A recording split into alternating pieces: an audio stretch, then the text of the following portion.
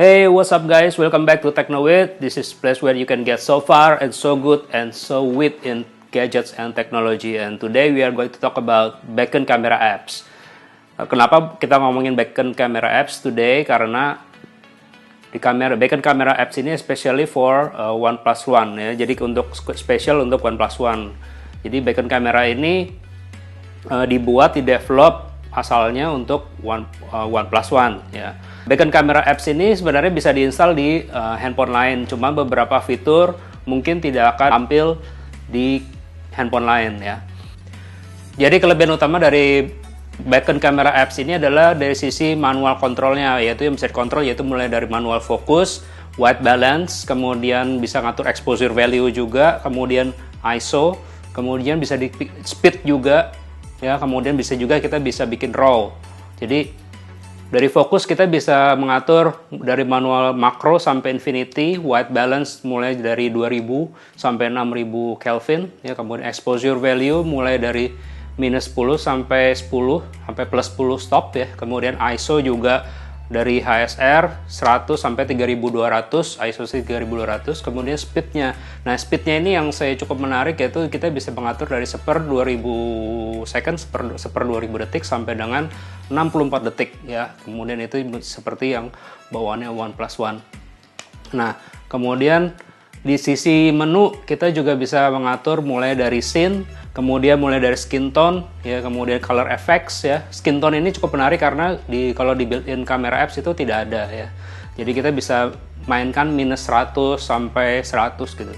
Kemudian kita ada satu lagi fitur yang cukup menarik, yaitu Face Beauty. Face Beauty ini sebenarnya tidak ada di kamera apps di bawaannya OnePlus One. Mungkin kalau udah pernah pakai handphone LG itu ada ya Face Beauty. Jadi di Face Beauty ini kita bisa setting mulai dari red eye enlargement-nya ya, kemudian dari face juga slimming bisa dikurusin, kemudian model tuning ya, kemudian smoothing ya, kemudian toningnya juga kita bisa atur. Kemudian itu cukup menarik ya. Kemudian dari sisi FX kita bisa ngatur exposure bracketnya mulai dari 5 stop ya, minus 5 ya, kemudian ya itu sampai dengan plus 5 ya. Itu yang cukup menarik ya, karena biasanya cuma sampai, kalau di kamera pocket tuh biasanya cuma sampai plus 3 ya, minus 3 sampai plus 3. Kemudian ada multiple exposure ya. Kemudian dari sisi timer itu bisa di set sampai lebih dari 60 detik ya. Kemudian kita juga bisa atur lagi time lapse ya, timer shots ya. Jadi timer shots ini kita bisa melakukan time lapse dengan sampai dengan beberapa limited ya, nggak sampai unlimited, tapi kita bisa atur sampai berapa foto kita mau. Nah, di sisi video kita bisa mengatur manual control ya. Kita bisa mengatur mulai dari focusing, white balance, juga exposure value. Di sisi fokus kita bisa atur 0 sampai 700 mm, kemudian white balance juga kita bisa atur dari 2000 sampai 6000 Kelvin. Untuk exposure value kita bisa atur minus 10 sampai 10 stop ya, lumayan rentangnya agak jauh juga ya. Kemudian di bagian menu kita bisa buka juga time lapse ya. Time lapse ini menarik karena kita bisa set angkanya 0 sampai 24, kemudian satuannya kita bisa atur dari mulai detik, menit sampai dengan hours, jadi jam. Jadi kita bisa intervalnya, kita bisa jauh sekali, bisa lama, bisa seharian.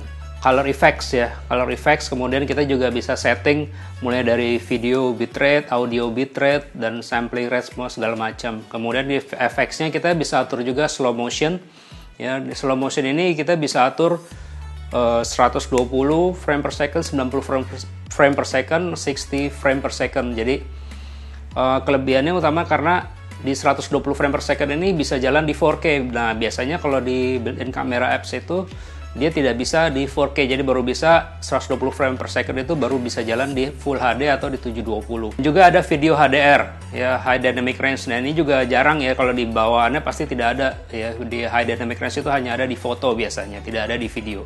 Di antara semua kelebihan itu tentunya ada kekurangan, yaitu kekurangannya itu pada saat kita mau melakukan multiple exposure foto.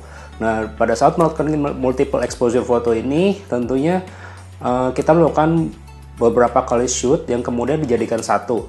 Nah, pada saat mereka mereproduce menjadi satu foto, ternyata white balance-nya berubah. Yang harusnya kita normal ya, warnanya tuh misalkan harusnya warna lampu tuh merah, kemudian itu berubah menjadi warna hijau. Oke, segitu dulu review dari saya. Semoga berguna. Ya, jika suka dengan video ini, silakan subscribe dan like dan juga share ke teman-teman. Jika ada pertanyaan, langsung tulis di bagian komen di bawah. Oke, sampai ketemu lagi di video berikutnya. Bye!